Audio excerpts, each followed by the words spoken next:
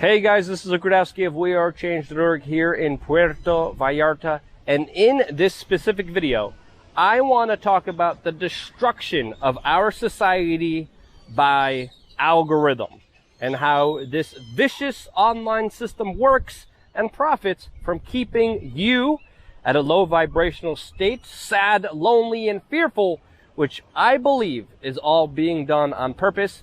And I will tell you about this conspiracy at hand against you.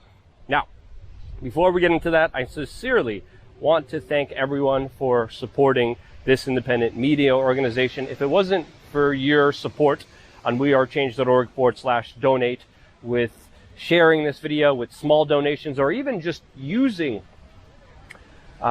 crypto privacy-backed services, we wouldn't be here.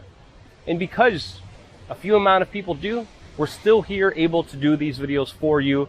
And this is why I sincerely thank you very, very much for that. Now, what's happening right now, especially in Western society, it's really, really vicious and terrifying, because it is suppressing human consciousness and human potential. And it's ultimately something that I see as evil.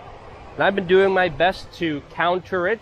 I've been doing my best to fight it as much as I can here as independent media, talking about alternatives towards, of course, the bigger systems at play here, talking about the positive, uplifting, happy aspects of our existence on this planet, which is something you never see on the mainstream media, and something you're seeing less and less of on the controlled internet that is programming you with, of course, the algorithms that decide what you see and do not see. Now, one of the most interesting parallels that I could make between the online internet tech industries is to the sugar industry that not so long ago, a few years ago, decided to buy off some of the top medical scientists to conduct supposed medical studies, blaming a dip in health, blaming a lot of people's sicknesses on fat, while, of course, totally ignoring sugar. This has had a huge, huge effect. And all you really need to see it is not only walk in a supermarket and you're going to be seeing everything that says fat-free on it, which is almost the majority of the products now, but also just walking around. Specifically, even here in Mexico, I've been spending a lot of time in Mexico, and it definitely seems like the gorditas and the gorditos, and the American tourists too, especially too, even in Europe, people are becoming fat. People are getting pretty big out there. And this is why I believe we have, one of the reasons, an obesity epidemic. This is why diabetes has gone up, in my opinion, because, again, the human body is conditioned genetically from our hunting and gathering days to prioritize sugar, because it was very rare in society. When we still were hunter and gatherers not so long ago, hundreds of years ago, we would see raspberries or fruit and consume a lot of it to gain energy on hunts. Our bodies are programmed to take as much sugar as they can when they see it.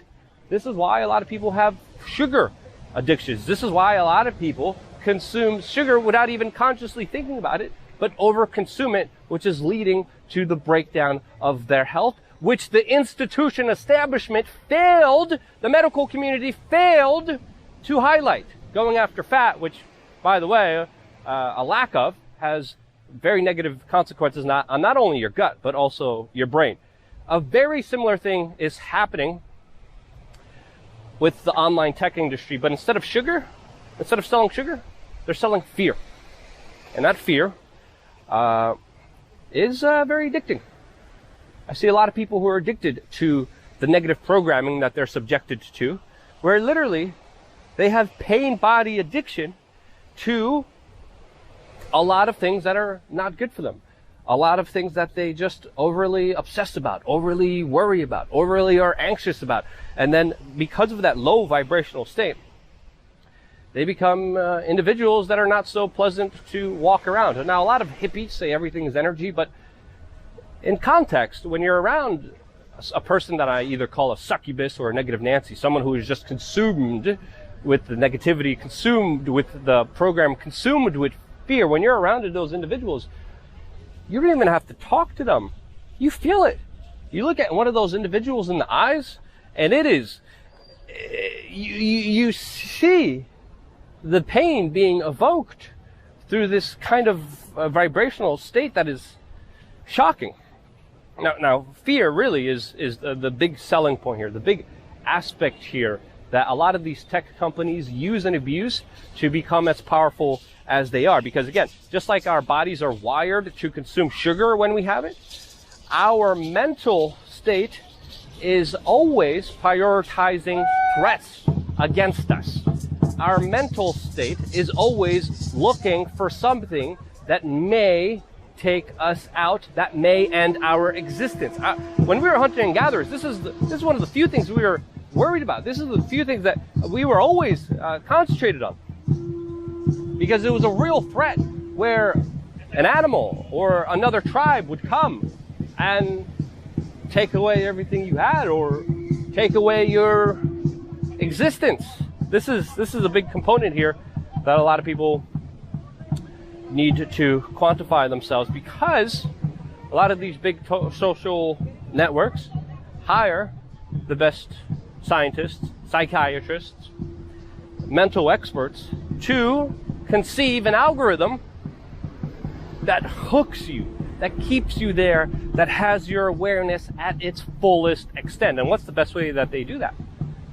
Fear, especially fear of another tribal group, which is programmed into you to be deathly afraid of. This is the divide and conquer agenda that I've been speaking about for a very, very long time. I've been speaking about how many people in the media industry either lie, either just totally manipulate or hide both sides of the story and only highlight one side of the story to work for their agenda, to work for the bigger gang that they are associated with.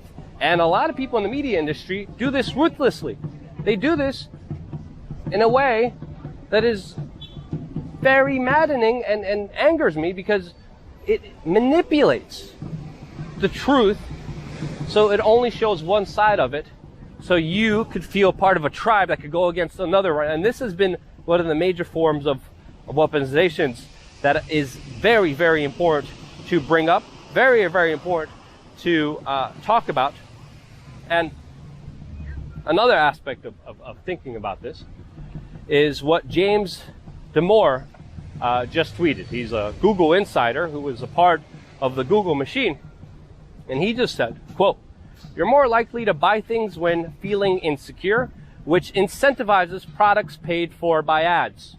It's a very simple statement. But when you look at the greater context of Google and social media companies and these tech companies, it's in their benefit.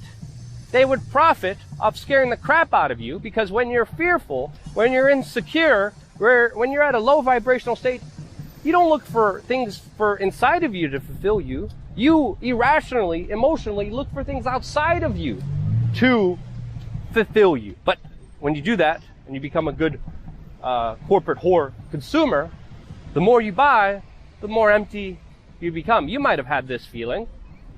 I even caught myself doing this when you buy something online. You're like, ooh, yeah. You get a little rush of dopamine. Why is that? Because it is predictively programming. The top experts in addiction, in gambling, are working for the tech companies to keep you hooked on there. And the bigger incentive of what James Damore just said is that they make more money off of it. And they're making money hand over fist. What makes you wonder, what are they really doing? A couple years ago, I started screaming about the fact that Facebook was doing studies on unsuspecting users, trying to figure out how they could manipulate their emotions through the algorithm of what they show them on the news feed. They were actively, even publicly talking about this, saying we're engineering studies, seeing what emotions they can evoke, because they know certain emotions, if they evoke, they can make money off of.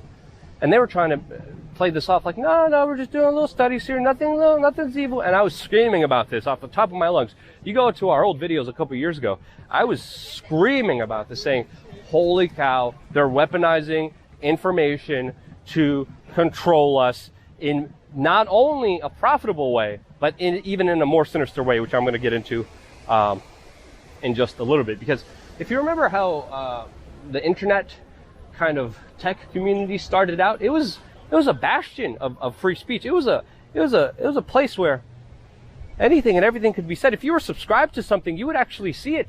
There was no algorithm dictating what you can and cannot see. There was no algorithm saying, here's everything that you need to see. No, if you were subscribed to something, you would actually see it. Now, I remember Google videos was out there, and a film that I was a part of, Loose Change, being #1 with millions of views. One of the first videos with millions and millions and millions of views. YouTube, before being totally gobbled up by Google, also had a ranking. Top 10 of news and politics that day. Most viewed, most liked, most commented. And guess what? Guess whose videos got on there? Our videos. Our videos were sometimes #1 on all of news and politics on all of YouTube. And guess what? We don't have that anymore. We have the trending page with Will Smith and other corporate globalist interests trying to program you with just crap. And that's essentially what you see on the trending page, along with just really, really unfunny late night TV show hosts that all share the same political opinion, surprisingly, all recommended to you on YouTube by the top corporations. Why?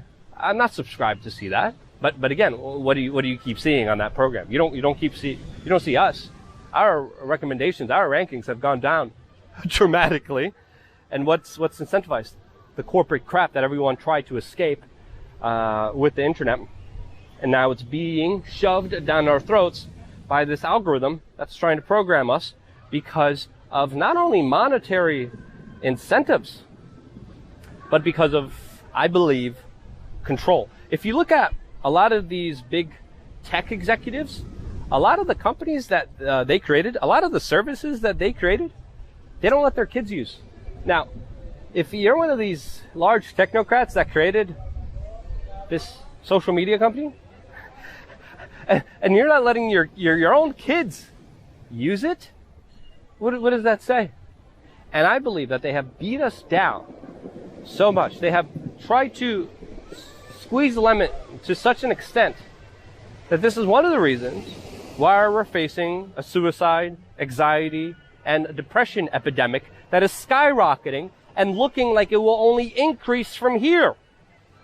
Because of not only the ability to make money, but to control people. Now imagine, what if a government had the ability to have these powers to be able to make people feel certain emotions, to be able to control the conscious states of the public that they supposedly govern? How do you think a government would be using that kind of power? And in my opinion, they already are. And in my opinion, this is why we're having the epidemics we're having in our society, not only because of the seed funding from Q&Tel and other government-linked organizations that have been very important for the rise of institutions like Facebook and Google Maps and etc. But because if you really look at it, this would be working masterfully for the people in charge to be able to control a population in a way that imprisons themselves, controls themselves, is enslaved with something that they know is not for their best interest, but they still keep doing it time and time again. That's my big takeaway from all this. Let me know if you think I'm wrong. But there's no denying. There's just even clear scientific data showing how people who use Facebook more are more likely to be depressed. If you see crap, if you're surrounded by crap, if you're inundated with crap, what is your life going to be? Your life is going to be crap. And the only way to stop it is to stop incentivizing it, is to stop using the control grid platforms that are manipulating you, that are using you, that are taking advantage of you, and ultimately creating something that is disastrous and becoming a large epidemic in our society. Oh, look, these rocks are cool. Anyway, if you disagree with me, let me know why in the comment section. I love to hear your point of view. I love to hear your opinions. I love to debate. I sincerely want to thank all the individuals that allow this media organization to prosper, allow this media organization to grow. If it wasn't for you, I wouldn't be here, giving me this opportunity to get out there, to get these kind of subversive messages, these warnings out there. And I only am because of you. So, strongly recommend even taking a break from these tech monsters and just even being aware of what is actually happening behind the scenes will make you more prepared to actually deal with it and to eventually walk away from it and walk towards other alternative platforms. Speaking, of course, to the large amount of people that are still on YouTube and don't go over to the alternatives, this message was for you. If you know someone like this, share this video with them. Thank you again so much for watching. Stay tuned for more here on wearechange.org.